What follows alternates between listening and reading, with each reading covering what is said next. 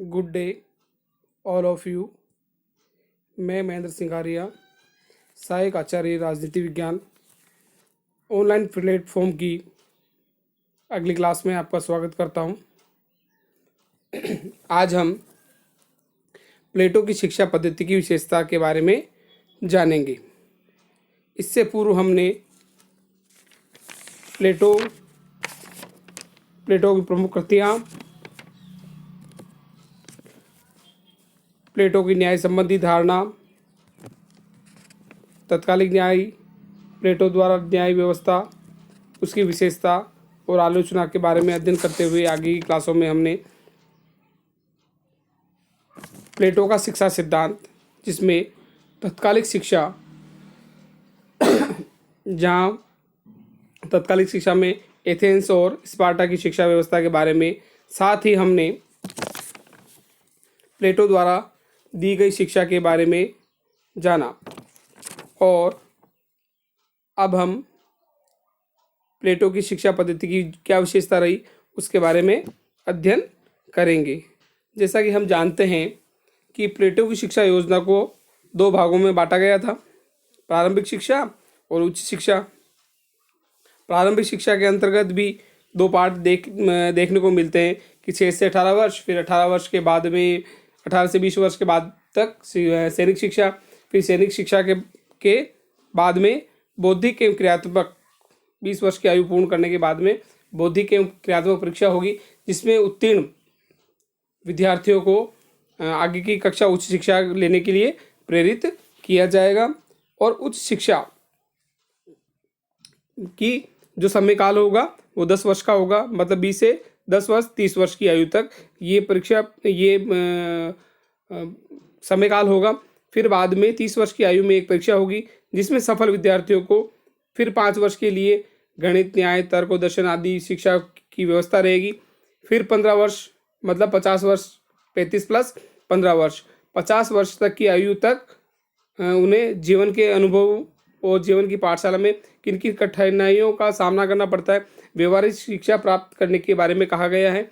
इस तरह जो व्यक्ति 50 वर्ष की आयु तक अपने जीवन की सभी परीक्षाओं में खरा उतरता है, लोक व्यवहार के सभी शास्त्रों, गंभीर ज्ञान वाला व्यक्ति ही शासक या दार्शनिक शासक बन सकता है। अब हम आगे चलते हैं प्लेटो की शिक्षा पद्धति की विशेषताएं। प्लेटो की शिक्षा पद्धति की कई विशेषता हैं। इसमें हम आगे की स्लाइड की ओर चलते हैं। प्लेटो की शिक्षा पद्धति की कई विशेषता हैं, जिनका उल्लेख निम्न रूपों में किया जा सकता है। अपनी शिक्षा योजना के अंतर्गत प्लेटो द्वारा राज्य नियंत्रित अनिवार्य शिक्षा की व्यवस्था करेगी। सबसे पहला पॉइंट क्या होगा? राज्य द्वारा नियंत्रित शिक्षा की व्यवस्था। जैसे कि अपन जानते हैं कि इससे पहले हमने एथेंस की शिक्षा पद्धति के बारे में पढ़ा, वहाँ पर जो एथेंस की शिक्षा पद्धति थी वो राज्य द्वारा नियंत्रित नहीं थी। वो जिसकी इच्छा हो, जिस परिवार की क्षमता हो, वो परिवार का बालक या विद्यार्थी अध्ययन करेगा। राज्य द्वारा हस्तक्षेप नहीं होगा या राज्य द्वारा कोई भी नियंत्रण नहीं होगा। लेकिन जो प्लेटो ने शिक्षा दी वो क्या थी? राज्य द्वारा नियंत्रित और अनिवार्य शिक्षा। जबकि ये स्त्री और दोनों, प्लेटो किसको शिक्षा देने के पक्ष में है? स्त्री और पुरुष दोनों के पक्ष में। जबकि एथेंस की जो शिक्षा पद्धति थी केवल पुरुषों के लिए थी। शासक वर्ग शिक्षा के माध्यम से नागरिकों के चरित्र में सुधार करना और उनके कर्तव्यों के निष्काम संपादन की प्रवृत्ति उत्पन्न करना चाहता है। मतलब क्या? शासक वर्ग शिक्षा के माध्यम से नागरिकों में चरित्र सुधार करते हुए उनको अपने कर्तव्य के संपादन में की प्रवृत्ति उत्पन्न करने का प्रयास करता है। आगे कोटेशन है, सेबाइन ने ठीक कहा है, इन्वर्टेड कॉमा, प्लेटो की शिक्षा मानवीय प्रवृत्ति में सुधार कर एकतापूर्ण राज्य का निर्माण करने की दिशा में एक सकारात्मक प्रयत्न है, इन्वर्टेड कॉमा क्लोज। प्लेटो की शिक्षा मानवीय प्रवृत्ति में सुधार कर, मानवीय प्रवृत्ति जो होती है उनमें सुधार कर एकतापूर्ण मतलब वो जो समाज के तीनों वर्ग हैं, शासक वर्ग, सैनिक वर्ग और पदक वर्ग, वो एकतापूर्ण राज्य का निर्माण कर एक दिशा में सकारात्मक प्रयास है, जिससे कि राज्य की उन्नति या लोक कल्याण हो सके। प्लेटो की जो शिक्षा पद्धति है उसकी दूसरी विशेषता के अंदर देखते हैं।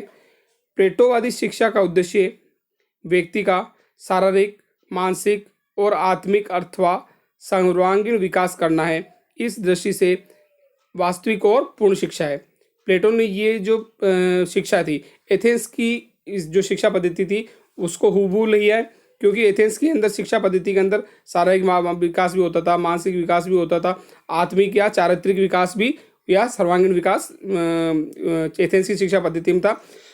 तो एथेंस की शिक्षा पद्धति को प्लेटो ने ग्रहण किया, जिसमें व्यक्ति का सर्वांगीण विकास होता है। तीसरी जो विशेषता है प्लेटो की शिक्षा पद्धति की, वो है प्लेटो का अंतिम उद्देश्य न्याय के आधार पर एक आदर्श राज्य की स्थापना करना। प्लेटो का जो अंतिम उद्देश्य क्या है? न्याय के आधार पर एक आदर्श राज्य की स्थापना करना होता है। क्या है? आदर्श राज्य के स्थान पर न्याय की स्थापना करना होता है। इस कारण उसकी शिक्षा योजना में न्याय के तत्व को महत्वपूर्ण स्थान प्रदान किया गया है। उसमें क्या किया गया है? उस शिक्षा योजना में न्याय के तत्व को महत्वपूर्ण स्थान प्रदान किया गया कि जब न्याय होगा तभी राष्ट्र का या राज्य का सर्वांगीण विकास हो सकेगा। जो चौथी विशेषता है प्लेटो की न्याय शिक्षा पद्धति की विशेषता, जो चौथी विशेषता है वो क्या है? शिक्षा का प्रारंभिक और उच्च स्तर इस प्रकार के दो भागों में बांटना नितांत मनोवैज्ञानिक और विज्ञान सम्मत है। एक तरह से देखा जाए तो एथेंस की जो शिक्षा पद्धति थी उसको मैंने बताया आपको 3 भागों में बांटी गई थी। कौन कौन सी थी वो? प्राथमिक शिक्षा, माध्यमिक शिक्षा और सैनिक शिक्षा। प्लेटो ने भी उसी तरह शिक्षा व्यवस्था को कितने भागों में बांटा? 2 भागों में। कौन कौन से भाग थे? प्रारंभिक शिक्षा और उच्च शिक्षा। कौन कौन से भाग थे? प्रारंभिक शिक्षा और उच्च शिक्षा। तो क्या कह रहा है कि दोनों भागों में बांटना नितांत और मनोवैज्ञानिक और विज्ञान सम्मत है कि चीज़ें जरूरी है कि पहले भाग में 20 वर्ष की आयु तक जो प्राथमिक शिक्षा थी, जो पहले 6 से 18 वर्ष और 18 वर्ष से 20 वर्ष तक अनिवार्य शिक्षा सैनिक शिक्षा थी, वो सबके लिए अनिवार्य थी। लेकिन 20 वर्ष की आयु के बाद जो उच्च शिक्षा थी, जो 20 वर्ष की आयु के बाद में जो विद्यार्थी उस पर परीक्षा में जो बौद्धिक और तार्किक परीक्षा होती थी उसमें पास होने के बाद ही उन्हें आगे की कक्षाओं में बिठाया जाता था। नेक्स्ट जो 5वीं विशेषता है प्लेटो की शिक्षा पद्धति की, वो है उसकी शिक्षा योजना स्त्री पुरुष दोनों के लिए थी। ठीक है, ये ध्यान रखना। इसने ये जो पॉइंट उठाया है, जो शिक्षा पद्धति उसने ये बिंदु ग्रहण किया है वो किससे लिया है? स्पार्टा की शिक्षा पद्धति से। ध्यान रखना कि स्पार्टा के अंदर स्त्री और पुरुष दोनों को ही शिक्षा की व्यवस्था थी, लेकिन एथेंस में सिर्फ पुरुषों के लिए व्यवस्था थी। ठीक है, उसकी शिक्षा योजना स्त्री और पुरुषों दोनों के लिए है और इस दृष्टि से एथेंस की शिक्षा पद्धति का एक सुधार कहा जा सकता है। एथेंस में पुरुषों के लिए थी क्योंकि एथेंस में केवल पुरुषों को ही शिक्षा प्राप्त करने का अधिकार था, लेकिन स्पार्टा में स्त्री पुरुष दोनों को शिक्षा प्राप्त करने का अधिकार था। नेक्स्ट अगले पॉइंट में चलते हैं अपन 6ठी विशेषता की ओर। प्लेटो ने अपनी शिक्षा योजना के अंतर्गत धर्म और नैतिकता को उचित स्थान प्रदान किया है। ये नैतिकता की दृष्टि से कुरुचिपूर्ण और कलाकृतियों को सहन करने के लिए तैयार नहीं है। तो इसमें क्या कह रहा है कि प्लेटो ने अपनी शिक्षा योजना में धर्म और नैतिकता को उचित स्थान प्रदान किया है। तो ये जो 6ठी विशेषता प्लेटो की शिक्षा पद्धति की ये रही है। नेक्स्ट अगली विशेषता है शिक्षा पद्धति की एक विशेषता शासन को एक कला मानकर सुशासन के लिए शासकों के शिक्षण पर बल देना। 7वां जो पॉइंट है सबसे आईएमपी पॉइंट है, उसके अंदर ये कहा गया है कि शासन को एक कला मानकर सुशासन के लिए शासकों के शिक्षण पर बल देना। तो आज की व्यवस्था ऐसी नहीं है। आज की जो शासक है सत्ता में है, जो बिना योग्य व्यक्ति ही शासन कर लेता है, चाहे वो अनपढ़ है, चाहे उस विशेष क्षेत्र में रुचि रखता हो ना हो। अनपढ़ व्यक्ति हमारे यहाँ पे शिक्षा मंत्री बन जाते हैं। आप लोग देखते हैं जो लोग पढ़े लिखे नहीं है, जिसको नियमों का ज्ञान नहीं होता वो कानून मंत्री बन जाता है, जिसको रेलवे से कोई लेना देना नहीं, जो कृषि करता है उसे रेलवे मंत्री बना दिया जाता है। लेकिन आज के परिप्रेक्ष्य में ये चीज़ें हमारे वर्तमान में राजनीति के अंदर देखने को नहीं मिलती। लेकिन जो प्लेटो ने अपनी शिक्षा पद्धति के अंदर जो उच्च शिक्षा बताई दी है कि दार्शनिक ही राजा बनेगा और दार्शनिक को राजा बनने के लिए 50 वर्ष तक जीवन के 50 वर्ष जिसमें 20 + 30 20 वर्ष की आयु के बाद बौद्धिक और क्रियात्मक परीक्षण होगा। फिर 30 वर्ष की आयु के बाद में फिर और परीक्षा होगी, जिसमें 5 वर्ष के लिए आगे प्रमोट किया जाएगा उन्हें। फिर 5 वर्ष की आयु में 5 वर्ष के काल में भी वो गणित, न्याय, तर्क आदि विषयों का अध्ययन करेगा। फिर 35 वर्ष के बाद 15 वर्ष अपने जीवन की कठिन परिस्थितियों को झेलते हुए अनुभवों के आधार पर एक दार्शनिक के रूप में अपना जीवन व्यतीत करेगा और उसे ही राजा बनने का या शासक बनने के लिए प्रेरित किया जाएगा। आगे की स्लाइड में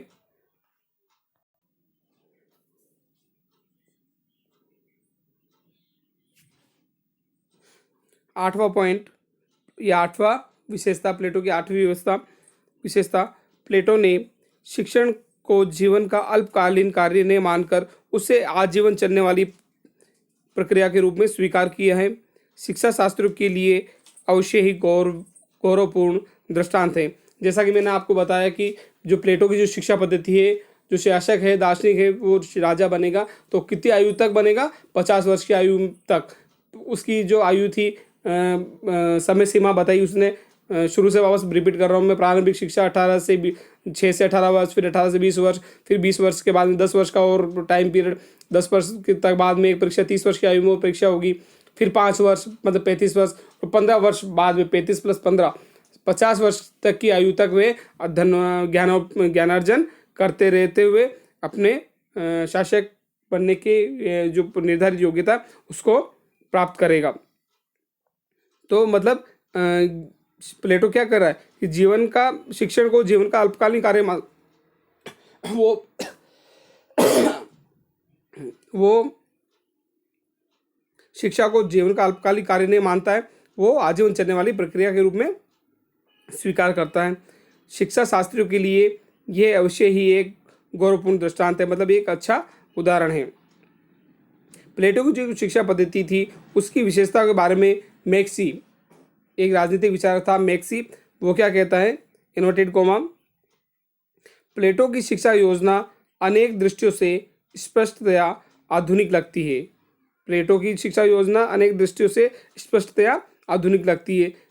ये वास्तव में अगर ये कथन देखा जाए तो कई जगह सत्य भी होता है, कई जगह सत्य तो कहाँ होता है, जहाँ पे आप सरकारी नौकरी करते हैं, ठीक है, सरकारी सेवा में जाना चाहते हैं, वहाँ पर आपकी योग्यता को निर्धारण सब जगह मांगा जाता है कि मास्टर टीचर बनना है तो बीएड और नेट, जो भी नेट पीएचडी वगैरह है वो सब कंपलसरी होती है, ठीक है। जैसे आरएस बनना है तो उसके लिए एग्ज़ाम करना पड़ेगा, आईपीएस बनना है, आईएएस बनना है, ठीक है, डॉक्टर बनना है तो एमबीबीएस करना है, इंजीनियर बनना है तो इंजीनियरिंग करना है, ठीक है ना। तो ये सब व्यवस्था उसके लिए योग्यता निर्धारित कर दी। लेकिन राजनीति के अंदर वर्तमान में कोई ऐसी योग्यता निर्धारित नहीं है। कोई मन चाहे जो व्यक्ति मुख्यमंत्री बन सकता है, चाहे वो अनपढ़ हो, बिना योग्यताधारी हो, चाहे उस क्षेत्र में ज्ञान हो या ना हो, वो व्यक्ति बन जाता है मुख्यमंत्री। बस वो क्या है, बहुमत के आधार पर अपने पद को प्राप्त कर लेता है। आगे क्या कह रहा है, आगे लिखा है, शिक्षा के संबंध में प्लेटो की यह सबसे बड़ी विशेषता है कि उसने न केवल शिक्षा योजना का निरूपण किया है, वरन अपनी अकादमी के सभी विषयों की आदर्श शिक्षा का भी प्रबंध किया है। क्या कहा है कि उसने न केवल शिक्षा योजना का निरूपण, उसने प्लेटो ने शिक्षा योजना के साथ साथ अपनी अकादमी के सभी विषयों को आदर्श शिक्षा का प्रबंध किया है। उसकी जो अकादमी थी, अकादमी आपको पता है, उसकी अकादमी में जो प्लेटो ने उस चीज़ की स्थापना की, जिस स्कूल की, जिस विद्यालय की, जिस शिक्षणालय की स्थापना की, उसका नाम था अकादमी, जिसे यूरोप का प्रथम विश्वविद्यालय भी कहा गया है, जिसमें सभी विषयों की प्रधानता थी, जिसमें गणित, तर्कशास्त्र, दर्शन शास्त्र, है ना, ज्योमिति आदि सभी विषयों की प्रधानता थी, ठीक है। अब हम चलते हैं जो प्लेटो की शिक्षा पद्धति थी उसकी आलोचनाएं, ठीक है ना। विशेषता हमने पढ़ी, अब आलोचना भी होती है। सब अगर आप, ये एक शाश्वत सत्य है, चाहे आप कितना भी अच्छा कार्य कर ले, क्यों ना कर ले, ठीक है, अपवाद स्वरूप आपकी आलोचना भी होगी। तो आलोचना के बारे में हम पढ़ते हैं। प्लेटो की शिक्षा पद्धति के अनेक आधारों पर आलोचना की जाती है, जिसमें प्रमुख आलोचना के बिंदु ये हैं। अब हम अगली स्लाइड की ओर चलते हैं। पहला बिंदु, जो प्लेटो की शिक्षा व्यवस्था थी उसमें आलोचना के प्रथम बिंदु के अंतर्गत क्या लिखा है, सभी वर्गों के लिए शिक्षा की व्यवस्था नहीं। ठीक है, इसके अंदर क्या है कि प्लेटो की जो शिक्षा व्यवस्था थी, आपने देखा कि प्रारंभिक शिक्षा के अंदर क्या था कि 6 से 18 वर्ष और 18 से 20 वर्ष के बाद सैनिक शिक्षा, उसके बाद एक एग्ज़ाम होगा, उसमें एग्ज़ाम में जो पास होते थे जिसमें सैनिक वर्ग और शासक वर्ग के लोग ही सम्मिलित होते थे और उन्हें कोई आगे शिक्षा थी ग्रहण प्राप्त करने का अधिकार था। तो इसमें क्या कह रहा है, प्लेटो की शिक्षा योजना में सभी वर्गों की शिक्षा के लिए व्यवस्था नहीं है।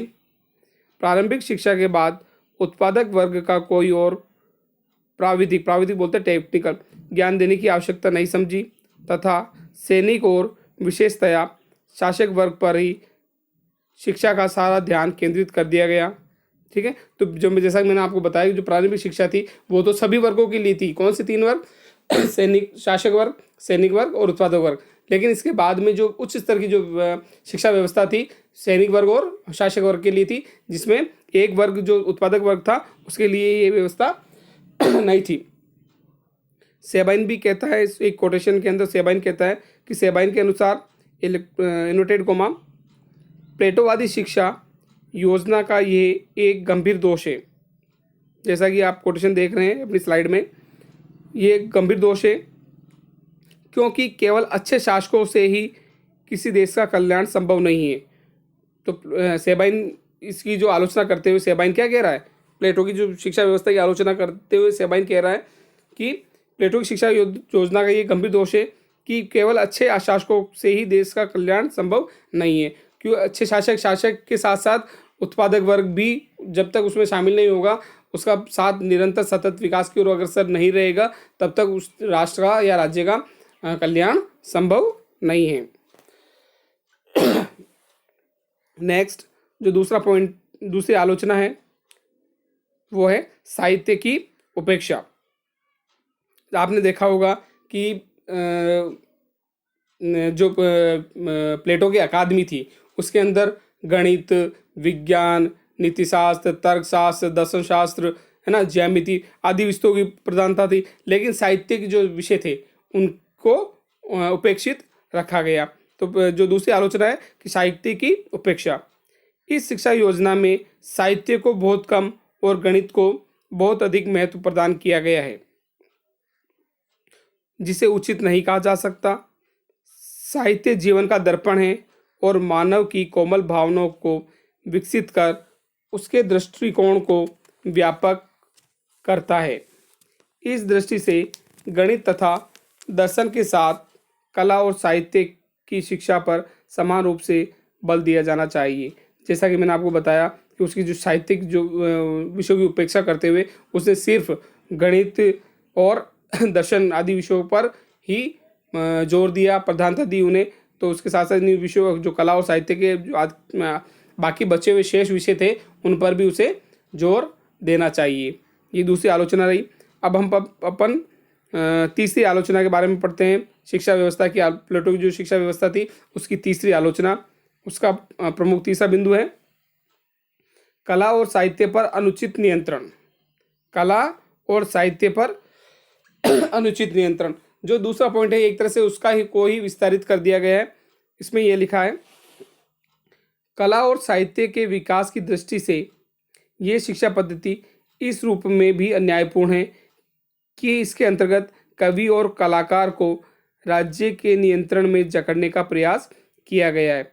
ठीक है, स्वाधीनता कला और साहित्य के विकास की प्रथम स्थिति है, अतः राज्यों के कठोर नियंत्रण में इनका विकास संभव नहीं है। इसकी आलोचना करते हुए पहली जो आलोचना की थी सेबाइन ने की थी। अब इस आलोचना में, इस बिंदु में आलोचना बारकर कर रहा है, अर्नेस्ट बारकर। इसमें बारकर अपने शब्दों में कह रहा है, इनवर्टेड कोमा, एक नैतिक उद्देश्य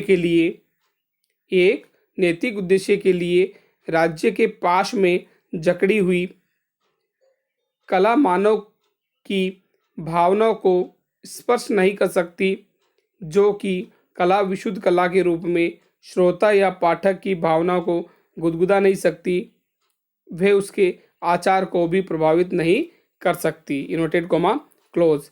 मतलब जब प्लेटो ये कह रहा है, सॉरी बार्कर ये कह रहा है कि कला जो एक नैतिक उद्देश्य होता है किसी भी चीज़ को, साहित्य को समझने का, उसमें क्या होता है कि राज्य के पास एक कला मानव की भावनाओं को स्पर्श नहीं कर सकती जब तक वे उनकी अंतरात्मा में प्रवेश ना कर जाए। ठीक है ना, जब तक उनकी अंतरात्मा में सीखने को कुछ गुदगुदा ना दे या उसे प्रभावित नहीं कर सकते, तब तक वे उनकी भावनाओं को प्रभावित नहीं कर सकती। अब चौथा बिंदु है, वो है चौथी आलोचना है, शिक्षा योजना सैद्धांतिक अधिक और व्यवहारिक कम। शिक्षा योजना सैद्धांतिक अधिक और व्यवहारिक कम। इसका अर्थ, इस पॉइंट का अर्थ ये है कि जो शिक्षा व्यवस्था थी प्लेटो की, जो बहुत लंबी सतत चलने वाली लंबी प्रक्रिया है, जैसा कि मैंने आपको बताया प्राथमिक शिक्षा 20 वर्ष तक, लेकिन उच्च शिक्षा 20 वर्ष से बाद से लेकर 50 वर्ष तक अनवरत चलने वाली प्रक्रिया है कि ज्ञान का विकास चलता रहेगा, और बहुत बड़ी प्रक्रिया बता दी। तो इस प्रक्रिया को आप सैद्धांतिक कह सकते हैं कि सिद्धांतों में, लेकिन वस्तुतः ऐसा व्यवहारिक रूप में नहीं होता कि अगर 50 वर्ष तक आदमी ज्ञानार्जन ही करेगा या अनुभव के रूप में किसी चीज़ को सीखेगा, तो बाकी जीवन काल में वे क्या करेगा। वर्तमान समय में तो जीवन की प्रत्याशी आयु 60 से 62 वर्ष ही है। अगर 50 वर्ष तक अगर वो सीखता रहेगा, फिर 10 वर्ष की आयु में क्या कर पाएगा, कुछ नहीं कर पाएगा। तो इसलिए ये जो शिक्षा योजना है सैद्धांतिक ज़्यादा है और व्यवहारिक रूप से कम है। इसके अंदर प्लेटो क्या कह रहा है, इसकी आलोचना में अन्य राजनीतिक विचारक क्या कह रहे हैं उसकी शिक्षा योजना सैद्धांतिक अधिक है और व्यवहारिक कम। प्लेटो ने शासकों के लिए जिस शिक्षा की व्यवस्था की है उससे व्यवहारिक शासक प्राप्त होना संभव नहीं है। 35 वर्ष की आयु तक केवल शिष्य बने रहना, जैसा कि मैंने बताया कि 35 वर्ष तक की आयु तक वो सीखता रहेगा। कैसे? 20 वर्ष तक तो प्रारंभिक शिक्षा, फिर उच्च शिक्षा कहाँ से स्टार्ट होती है? 20 वर्ष की आयु के बाद एक परीक्षा के बाद, फिर 10 वर्ष तक वो पढ़ेगा। 20 से 30 वर्ष तक 10 वर्ष जुड़ने पर कितना हो जाएगा? 30 वर्ष। और 30 वर्ष के बाद में वापस एक परीक्षा होगी जो 5 वर्ष के लिए और ले जाएगी। तो 30 + 5 35 वर्ष तक वो ज्ञानार्जन ही करेगा। फिर 15 वर्ष तक जीवन का अनुभव लेगा। तो फिर आयु, दार्शनिक शासक की आयु बता दी 50 वर्ष। तो बहुत लंबी प्रक्रिया है। केवल शिष्य बने रहने से 35 वर्ष तक की आयु तक केवल शिष्य बने रहने से व्यक्तियों में प्राय नवीन कार्यों को करने का उत्साह समाप्त हो जाता है और गुरु पर निर्भर रहने, जब 35 वर्ष की आयु तक अगर आप किसी शिष्य बने रहोगे तो आप में जो कार्य करने की क्षमता है और जो उत्साह है वो नहीं हो पाएगा। तो मतलब ये है कि इतनी भी जो शिक्षा व्यवस्था है प्लेटो ने दी वो सैद्धांतिक ज़्यादा है, व्यवहारिक रूप से इसको लागू करना संभव नहीं है। आगे क्या लिखा है?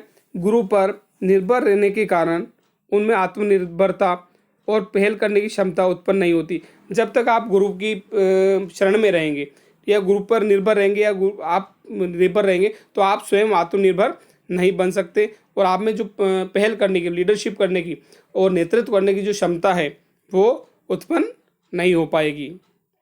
ऐसे व्यक्ति श्रेष्ठ शासक नहीं बन सकते। जो अगली लाइन में लिखा है उसने, ऐसे व्यक्ति श्रेष्ठ शासक नहीं बन सकते।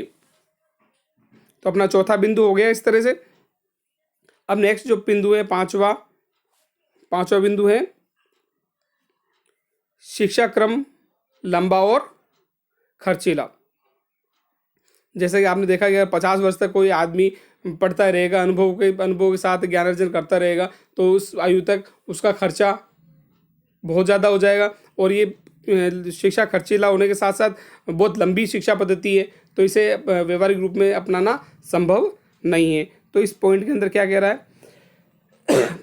प्लेटो का शिक्षा क्रम बड़ा लंबा और खर्चीला है। बड़ा लंबा मतलब 50 वर्ष कह सकते हो आप, 35 + 50 वर्ष, 35 + 15 50 वर्ष तक लंबा। और जब 50 वर्ष तक कोई आदमी ज्ञानार्जन या अनुभव के आधार पर किसी चीज़ को सीखेगा तो उसमें खर्चा भी होगा, तो बड़ा लंबा और खर्चीला है।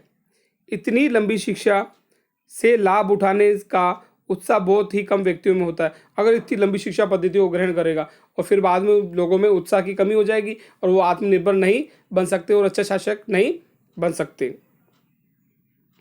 व्यवहार में इस प्रकार की शिक्षा प्रतिभा संपन्न नहीं वरन धनी व्यक्ति ही प्राप्त कर सकते हैं। ये बात प्लेटो के आलोचक कह रहे हैं कि इस प्रकार की जो शिक्षा व्यवस्था है, उस शिक्षा व्यवस्था जो प्लेटो ने दी है, वो शिक्षा सिर्फ धनी व्यक्ति या प्रतिभा संपन्न व्यक्ति ही प्राप्त कर सकते हैं, ठीक है ना। नहीं सॉरी, प्रतिभा संपन्न व्यक्ति प्राप्त नहीं कर सकते, सिर्फ धनी व्यक्ति ही ये शिक्षा व्यवस्था प्राप्त कर सकते हैं। जिसके पास पैसा है या धनी व्यक्ति हैं वो लोग तो 50 वर्ष तक की या 35 वर्ष तक की जो शिक्षा व्यवस्था है उसको ग्रहण कर लेंगे, लेकिन जिसके पास पैसा नहीं है तो वो इस व्यवस्था को नहीं अपना पाएंगे।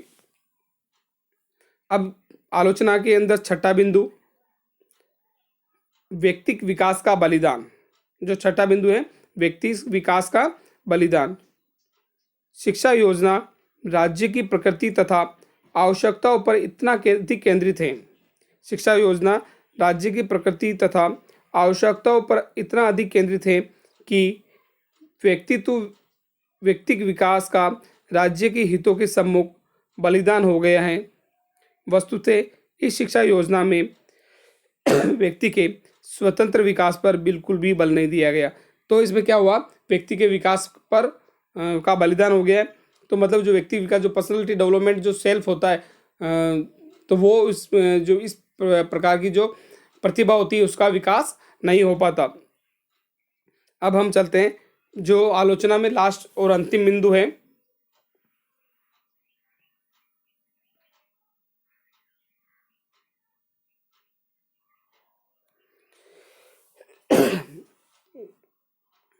जो सातवां पॉइंट है, चिंतन और कार्य के आदर्श में भेद। जो लास्ट पॉइंट बता रहा है कि चिंतन और कार्य के आदर्श में भेद।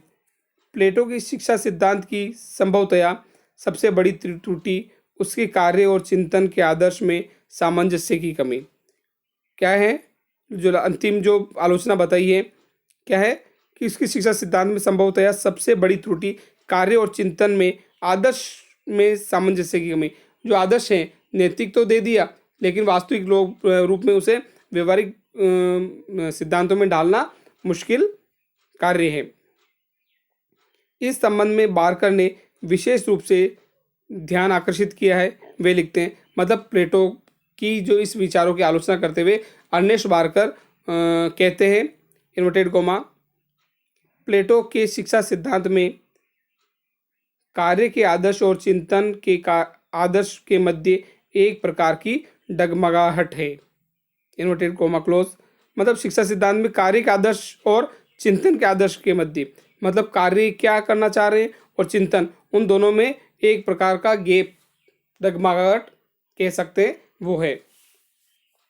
प्लेटो के अनुसार शिक्षा का आदर्श कभी सत्य का विचार, तो कभी व्यक्ति द्वारा अपना ही विकास, कभी सामाजिक सेवा भावना, तो कभी अपने आप को समाज के अनुरूप बनाना। ये इस कोटेशन को एक्सप्लेन कर रहा है ये चीज़ कि प्लेटो के अनुसार शिक्षा का आदर्श मतलब प्लेटो कभी क्या कहता है, कभी क्या कहता है। तो उसके बारे में प्लेटो के शिक्षा के आदर्श कभी सत्य का विचार, तो कभी व्यक्ति द्वारा अपना ही विकास, कभी सामाजिक भावना, सेवा भावना, तो कभी अपने आप को समाज के अनुरूप बनाना। मतलब ये जो अलग अलग बातें प्लेटो कहता है, तो उसमें डगमगाहट या अंतर की स्थिति उत्पन्न होती है। वस्तुतः प्लेटो की शिक्षा व्यवस्था में कुछ त्रुटियां होते हुए भी अपने समय की दृष्टि से पर्याप्त आगे और मानव के सर्वांगीण विकास को अपना ध्येय मानकर चलने वाली शिक्षा व्यवस्था है। तो मतलब आप निष्कर्ष से ये कह सकते हैं कि प्लेटो की शिक्षा व्यवस्था में कुछ त्रुटियां, मतलब हर व्यवस्था होती है। अब आप सोचिए कि कोई भी शिक्षा व्यवस्था है, कोई भी नियम, तो उसमें कुछ न कुछ तो गलतियां, त्रुटियां रह ही जाती हैं। तो शिक्षा व्यवस्था में कुछ त्रुटियां होते हुए भी अपनी समय की दृष्टि से पर्याप्त और मानव के सर्वांगीण विकास को ध्येय मानकर चलने वाली शिक्षा व्यवस्था। मतलब एक तरह से आप कह सकते हैं कि प्लेटो ने जो एथेंस की शिक्षा व्यवस्था थी और स्पार्टा की शिक्षा व्यवस्था थी, उनके गुणों को एक्सेप्ट करते हुए अपनी शिक्षा पद्धति में इन चीज़ों को समाहित किया। उसने एथेंस की शिक्षा पद्धति से जो चारित्रिक विकास, मानसिक विकास, बौद्धिक विकास, शारीरिक विकास, इन चीज़ों को एक्सेप्ट किया, ठीक है। तो इसी तरह स्त्री और पुरुष की जो शिक्षा, दोनों को शिक्षा की प्रधानता थी वो चीज़ ली, ठीक है ना। और समुचित दोनों की शिक्षा व्यवस्था से जो अच्छी चीज़ें थी, अच्छी बातें थी, उनको ग्रहण कर अपनी शिक्षा व्यवस्था में उन्हें अपनाया। अब हम थोड़ा सा वापस जो हमने इस क्लास में पढ़ा कि प्लेटो की शिक्षा व्यवस्था की शिक्षा पद्धति की विशेषताएं और उनकी आलोचना, इन दोनों पॉइंटों के बारे में पढ़ा। तो हम शॉर्ट में वापस एक एक पॉइंट में इनको डिस्क्राइब करते हैं कि एक एक पॉइंट में विशेषता क्या लिखी जा सकती है। तो विशेषता के बारे में वापस मैं रिपीट एक शॉर्ट रूप में कर रहा हूँ कि प्लेटो की शिक्षा पद्धति की विशेषता। पहला पॉइंट शॉर्ट में, राज्य द्वारा नियंत्रित अनिवार्य शिक्षा। पहला पॉइंट क्या बनेगा शॉर्ट में, राज्य द्वारा नियंत्रित अनिवार्य शिक्षा। विशेषता, दूसरी विशेषता के अंदर व्यक्ति का सर्वांगीण विकास। दूसरा पॉइंट बनेगा व्यक्ति का सर्वांगीण विकास, जिसमें शारीरिक, मानसिक, आत्मिक और चारित्रिक आदि संपूर्ण विकास। तीसरा कि एक आदर्श राज्य की स्थापना करना। तीसरी विशेषता क्या है, शॉर्ट में एक एक लाइन में बता रहा हूं मैं, आदर्श राज्य की स्थापना करना, ठीक है।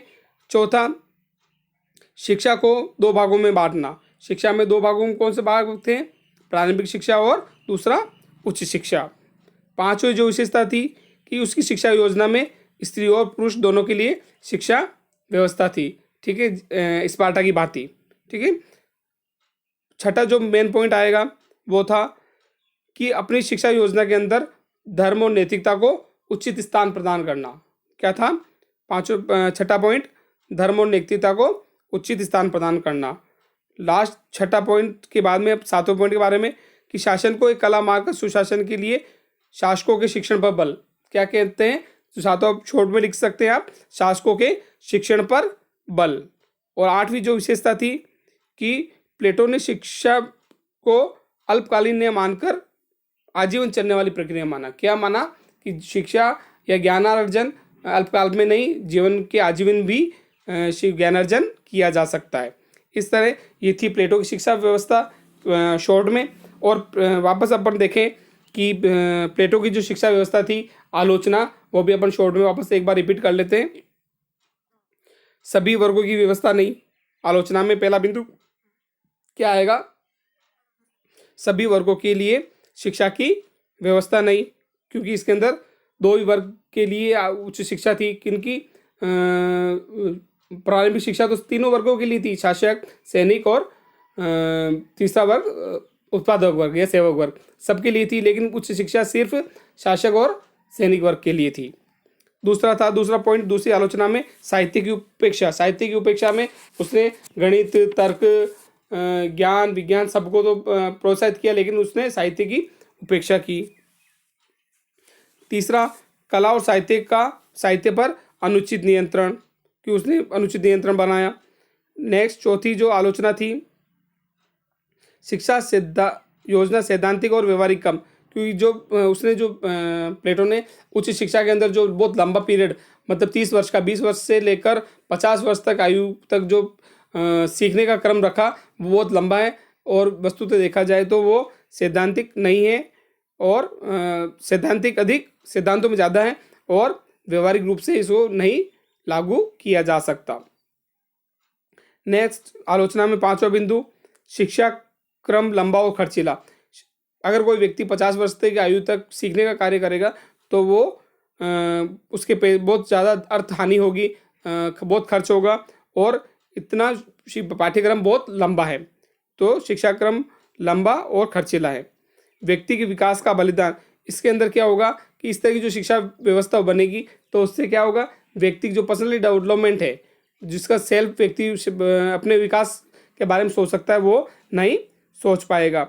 और जो लास्ट अंतिम पॉइंट आलोचना में है, चिंतन और कार्य के आदर्श में भेद। चिंतन और कार्य के आदर्श में भेद, उन दोनों के बीच में एक चिंतन, और जो वास्तव में चिंतन किया उसने और उसको मूर्त रूप देने के अंदर एक काफ़ी अंतर अपने को प्रतीत होता है।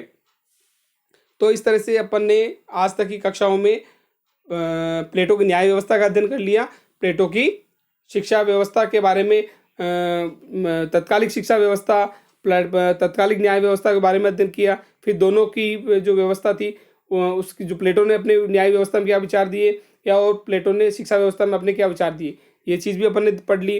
फिर प्लेटो की न्याय व्यवस्था की क्या विशेषता थी, या प्लेटो की शिक्षा व्यवस्था की क्या विशेषता थी, ये भी हमने पढ़ लिया। फिर बाद में प्लेटो की न्याय व्यवस्था की क्या आलोचना रही और प्लेटो की शिक्षा व्यवस्था की क्या आलोचना रही, दो सभी के बारे में पढ़ लिया।